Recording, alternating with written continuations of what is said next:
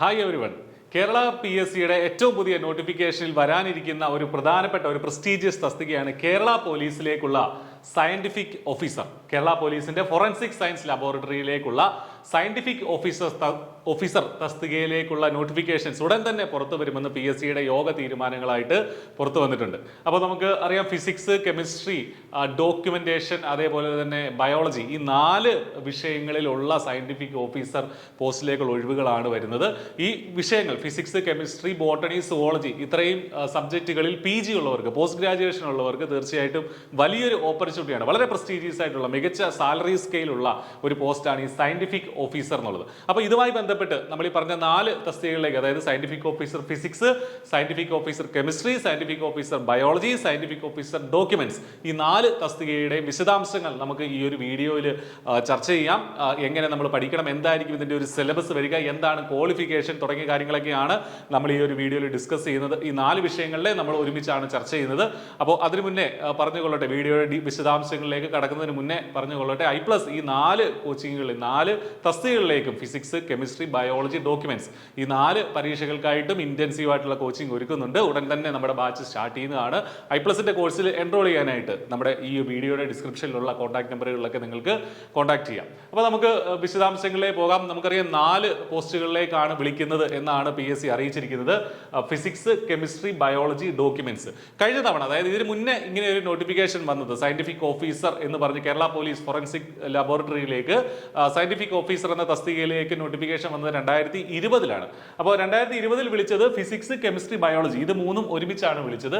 അതിന് മുന്നേ 2014-ലാണ്, ഇതിന് മുൻപ് 2014-ലാണ് ഡോക്യുമെന്റ്സിലേക്കുള്ള നിയമനം വന്നത്. അന്ന് ആ പോസ്റ്റിന്റെ പേര് സയന്റിഫിക് അസിസ്റ്റന്റ് ഡോക്യുമെന്റ്സ് എന്നായിരുന്നു. ഓക്കെ, അപ്പോൾ ഇത് ഇത്തവണ വരാനിരിക്കുന്നത് ഈ 4 പോസ്റ്റുകളിലേക്കും ഈ 4 വിഷയങ്ങളിലേക്കും ഒരുമിച്ചാണ് ഇത്തവണത്തെ നോട്ടിഫിക്കേഷൻ വരിക എന്നാണ് നമുക്ക് മനസ്സിലാവുന്നത്. പത്രവാർത്തകൾ ഉൾപ്പെടെ ആ കാര്യങ്ങൾ സൂചിപ്പിച്ചിട്ടുണ്ടായിരുന്നു. അപ്പോൾ നമുക്ക് ഇത് ഓരോന്നിന്റെ വിശദാംശങ്ങളിലേക്ക് കടക്കാം. അപ്പോൾ കഴിഞ്ഞ തവണത്തെ നോട്ടിഫിക്കേഷൻ അനുസരിച്ച്, അതായത് ഇതിന് തൊട്ട് മുന്നേ വന്ന നോട്ടിഫിക്കേഷൻ അനുസരിച്ചുള്ള കാര്യങ്ങളാണ് നമ്മളിവിടെ ഡിസ്കസ് ചെയ്യുന്നത്. അതിൽ ഈ ക്വാളിഫിക്കേഷനിൽ ഏജ് ലിമിറ്റിൽ ഒന്നും മാറ്റം വരുത്താൻ സാധ്യതയില്ല. അത് തന്നെയായിരിക്കും ഇത്തവണ ഉണ്ടാവുക.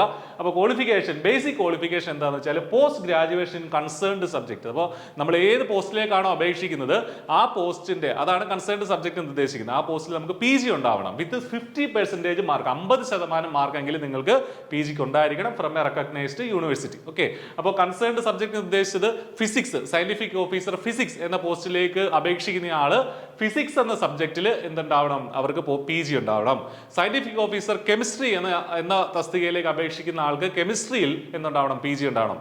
സയന്റിഫിക് ഓഫീസർ ബയോളജി എന്ന തസ്തികയിലേക്ക് അപേക്ഷിക്കുന്നവർക്ക് ഏതിലാണ് ഉണ്ടാവേണ്ടത്, ബോട്ടണിയിലോ സുവോളജിയിലോ ഇതിൽ ഏതെങ്കിലും ഒന്നിൽ PG ഉണ്ടെങ്കിൽ നിങ്ങൾക്ക് അതിന് അപ്ലൈ ചെയ്യാം. സയന്റിഫിക് ഓഫീസർ ഡോക്യുമെന്റ്സ് എന്ന തസ്തികയിലേക്ക് അപേക്ഷിക്കുന്നവർക്ക് ഒന്നുകിൽ ഫിസിക്സ് അല്ലെങ്കിൽ കെമിസ്ട്രി, ഇത് രണ്ടും ഉള്ളവർക്ക് സയന്റിഫിക് ഓഫീസർ ഡോക്യുമെന്റ്സ് എന്ന് പറഞ്ഞ തസ്തികയിലേക്ക് അപ്ലൈ ചെയ്യാം. അപ്പോൾ ഫിസിക്സ്, കെമിസ്ട്രി ഉള്ളവരെ സംബന്ധിച്ച് നിങ്ങൾക്ക് 2 പോസ്റ്റിന് അപ്ലൈ ചെയ്യാം.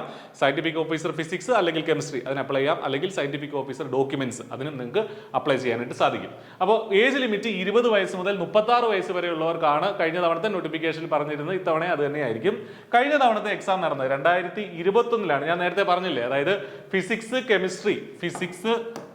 കെമിസ്ട്രി, ബയോളജി ഇത് 3ഉം ഒരുമിച്ചായിരുന്നു കഴിഞ്ഞ തവണത്തെ നോട്ടിഫിക്കേഷൻ ഉണ്ടായിരുന്നത്. ഈ 3 പരീക്ഷകളും നടന്നത് 2021-ലാണ്. ഈ 3 തസ്തികയുടെയും, അതായത് scientific officer physics, scientific officer chemistry, scientific officer biology ഈ 3 തസ്തികയുടെയും റാങ്ക് ലിസ്റ്റ് നിലവിൽ വന്നത് ജനുവരി 2022-ലാണ്. അപ്പോൾ ഈ റാങ്ക് ലിസ്റ്റ് എന്ന് വരെ ഉണ്ട്, ജനുവരി 2025 വരെ ഉണ്ടെന്നുള്ളത് മനസ്സിലാക്കുക. ഓക്കെ, ജനുവരി 2025 വരെ റാങ്ക് ലിസ്റ്റ് നിലവിലുണ്ട്. അപ്പോൾ നിലവിൽ ആ റാങ്ക് ലിസ്റ്റ് പോകുന്നുണ്ട്. അപ്പോൾ നമുക്ക് ഇപ്പോൾ നോട്ടിഫിക്കേഷൻ വന്ന് ഈ വർഷം അവസാനം നോട്ടിഫിക്കേഷൻ വരികയാണെങ്കിൽ അടുത്ത വർഷത്തോടുകൂടി ഒരു 5-6 മാസം നമുക്ക് എന്താണെങ്കിലും പഠിക്കാൻ കിട്ടും. അടുത്ത വർഷം പകുതിക്ക് ശേഷമായിരിക്കും എക്സാം നടക്കുക. എന്നിട്ട് ഈ 2025 ജനുവരിയിൽ ഈ റാങ്ക് ലിസ്റ്റ്, ഇപ്പോഴത്തെ നിലവിലെ റാങ്ക് ലിസ്റ്റ് എക്സ്പയർ ആകുമ്പോഴത്തേന് പുതിയ റാങ്ക് ലിസ്റ്റ് വരികയും നിയമനങ്ങൾ വരികയും ചെയ്യും, അല്ലേ? അപ്പോൾ കൃത്യമായിട്ടുള്ള നിയമനത്തിന്റെ ഒരു പാറ്റേൺ ആണ് ഇവിടെ സംഭവിക്കുന്നത് എന്നുള്ളത് മനസ്സിലാക്കുക. അപ്പോൾ എന്തുമാത്രം അഡ്വൈസ് പോയിട്ടുണ്ട് ഈ റാങ്ക് ലിസ്റ്റിൽ നിന്നുള്ള കാര്യങ്ങളൊക്കെ നമുക്ക് ഈ വീഡിയോയിൽ ചർച്ച ചെയ്യാം.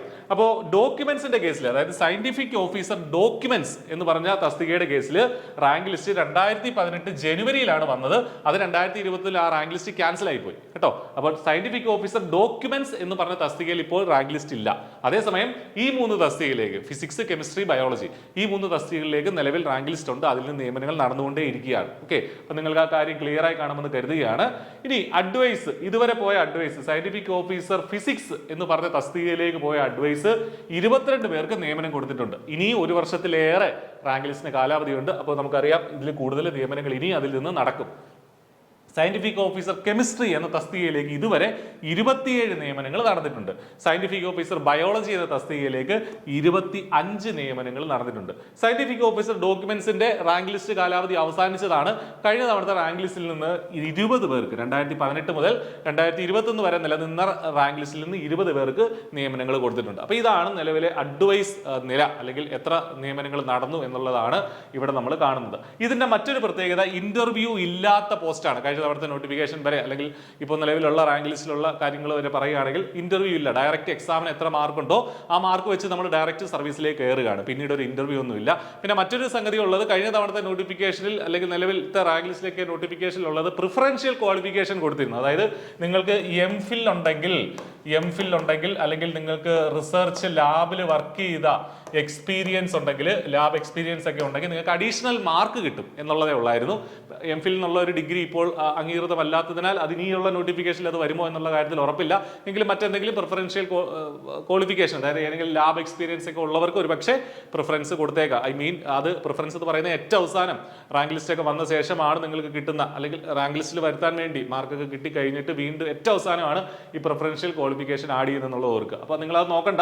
ഈ ഒരു ബേസിക് ക്വാളിഫിക്കേഷൻ ഉണ്ടെങ്കിൽ തീർച്ചയായിട്ടും ഇതിന് അപ്ലൈ ചെയ്യാൻ സാധിക്കും, ഇതിന് പഠിച്ചു തുടങ്ങാൻ സാധിക്കും. ഇവിടെ നമ്മൾ ശ്രദ്ധിക്കേണ്ട മറ്റൊരു കാര്യം എന്താണെന്ന് വെച്ചാൽ, ഇത് PG ലെവൽ പരീക്ഷയാണ്. ഇതിന്റെ ചോദ്യങ്ങൾക്കും ആ നിലവാരമുണ്ട്. അപ്പോൾ PG ലെവലിലാണ് ഇതിന്റെ ഒരു സിലബസ് വരിക. ഡിഗ്രിക്ക് നമ്മൾ പഠിക്കുന്ന കാര്യങ്ങളാണ് ബേസിക് ആയിട്ട് പഠിക്കേണ്ടത് ഭൂരിഭാഗവും. പക്ഷേ PG നിലവാരമുള്ള ചോദ്യങ്ങൾ വന്നേക്കാം. അതുകൊണ്ട് വളരെ വിശദമായിട്ട്, വളരെ വിശാലമായ സിലബസ് ആണ് ഈ കോഴ്സുകൾക്കെല്ലാം, ഈ പരീക്ഷകൾക്കെല്ലാം ഉള്ളത്. അപ്പോൾ നമ്മൾ എത്രയും നേരത്തെ പഠനം ആരംഭിക്കുന്നോ അത്രയും കൂടുതൽ ചാൻസ് നമുക്ക് കിട്ടും. നമുക്ക് പരീക്ഷയോടനുബന്ധിച്ച് ഈ സിലബസ് കംപ്ലീറ്റ് ചെയ്യാന്ന് വിചാരിച്ചാൽ ഒരിക്കലും നടക്കില്ല. നിങ്ങൾ ഇന്നു മുതൽ തന്നെ നിങ്ങളുടെ പഠനം ആരംഭിക്കേണ്ടതാണ്. ഓക്കെ, ഇനി നമുക്ക് ഓരോന്നിന്റെ സിലബസ് ഒരു ക്രിസ്പായിട്ട് നമുക്കൊന്ന് പറഞ്ഞു പോകാം.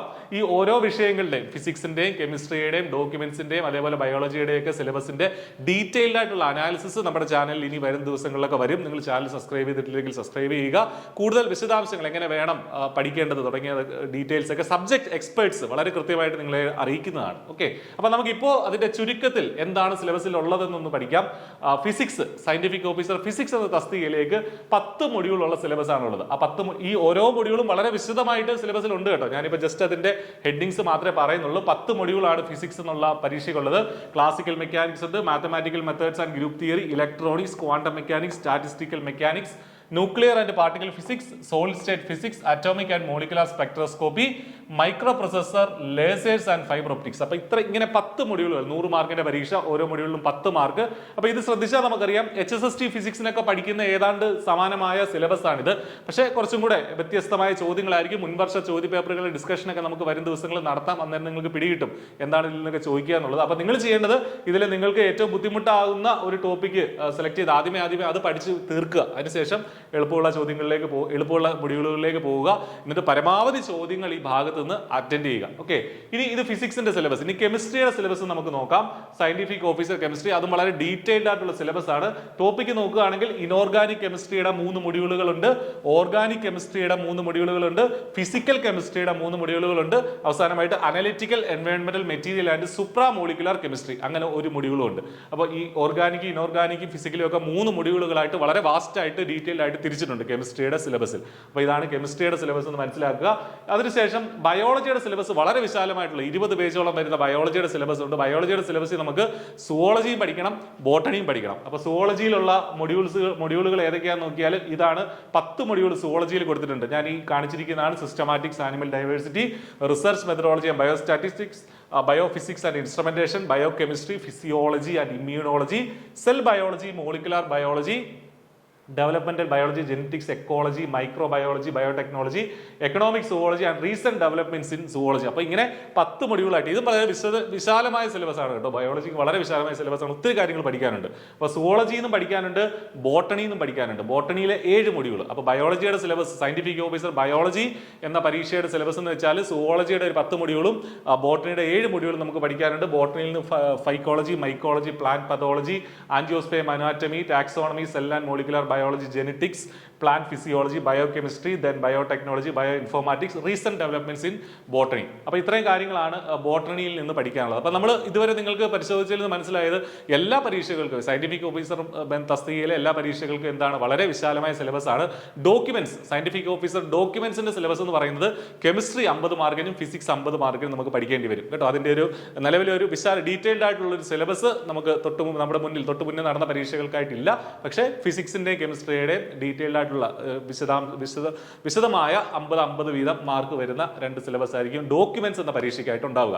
അപ്പോൾ ഈ ഫിസിക്സിനും കെമിസ്ട്രിക്കും പഠിക്കുന്ന ആളുകൾക്ക് ഡോക്യുമെന്റ്സ്, സയന്റിഫിക് ഓഫീസർ ഡോക്യുമെന്റ്സ് എന്ന പരീക്ഷയ്ക്കും പാരലായിട്ട് തയ്യാറെടുക്കാനായിട്ട് പറ്റും. അപ്പോൾ ഇതാണ് ഇതിന്റെ ഒരു സിലബസ്, ഇതിന്റെ ഒരു സ്റ്റഡി സ്ട്രാറ്റജിയൊക്കെ നിങ്ങൾ ആ രീതിക്ക് ഈ സിലബസ് കണ്ട് അത് അനലൈസ് ചെയ്യേണ്ടതാണ്. അപ്പോൾ നമ്മുടെ മുന്നിലുള്ള ഏറ്റവും പ്രധാനപ്പെട്ട ചോദ്യം, നിങ്ങൾ ഈ പരീക്ഷയ്ക്ക് ഈ പ്രസ്റ്റീജിയസ് ആയിട്ടുള്ള ജോലി നിങ്ങൾ ആഗ്രഹിക്കുന്നുണ്ടെങ്കിൽ തീർച്ചയായിട്ടും നിങ്ങളുടെ പഠനം വളരെ നേരത്തെ, എത്രയും നേരത്തെ തുടങ്ങേണ്ടിയിരിക്കുന്നു. കാരണം നമ്മുടെ മുന്നിൽ ഇനി സമയമില്ല.